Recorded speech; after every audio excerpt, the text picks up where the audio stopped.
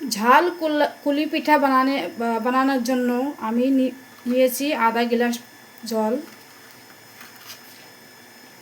দিয়ে দেব ছোট চামচের 1 চামচ নুন,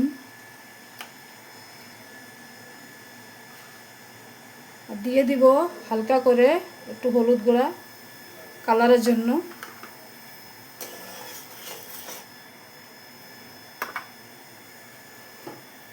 এবার দিয়ে দেব বড় কাপের 1 কাপ চালের গুঁড়া,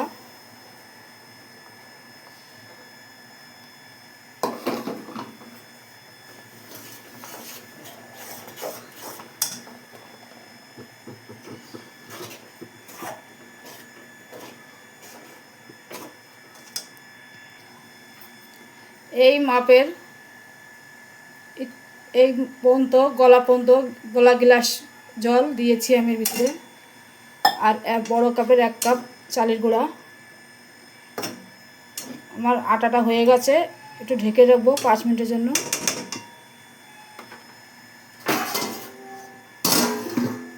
ভালোভাবে ফুটে যাবে आटा आटा को अच्छी तरह से मैं एक डो बना लूँगी।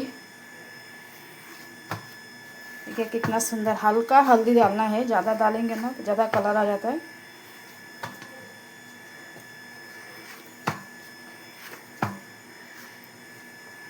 देखिए एक डो बन चुका है मेरा।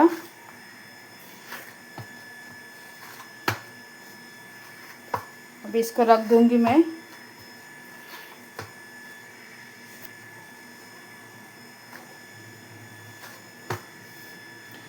चलिए आप इसको हाथ से भी छोटा छोटा लोई करके बना सकते हैं, मैं बेल के ही बनाऊंगी।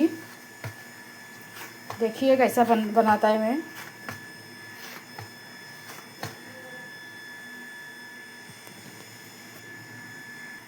देखिए मैं इसको 4 हिस्से में बना ली, डो को 4 हिस्सा कर लिया इसका। अब इसको बेलूंगी मैं। देखिए ऐसा रोटी बेलूंगी मैं, ज़्यादा पतला नहीं करना है, इतना मोटा रखना है। अभी इसमें मसाला भरूंगी मैं।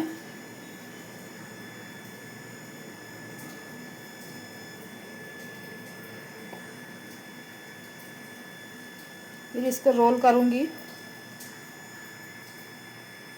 ये देखिए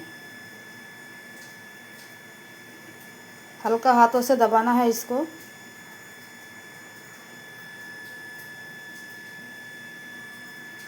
देखें আমার ঝাল কুলি পিঠা আমি বানিয়ে রেখেছি, এখন তেলে ছাড়বো।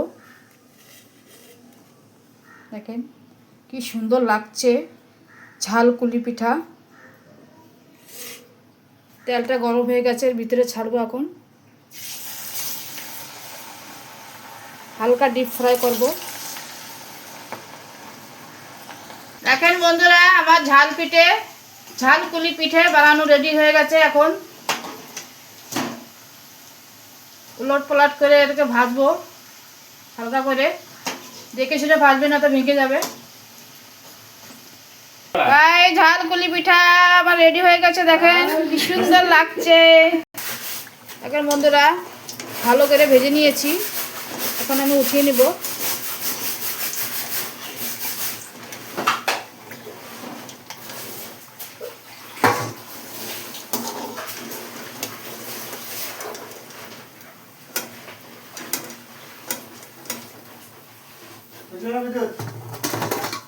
Good.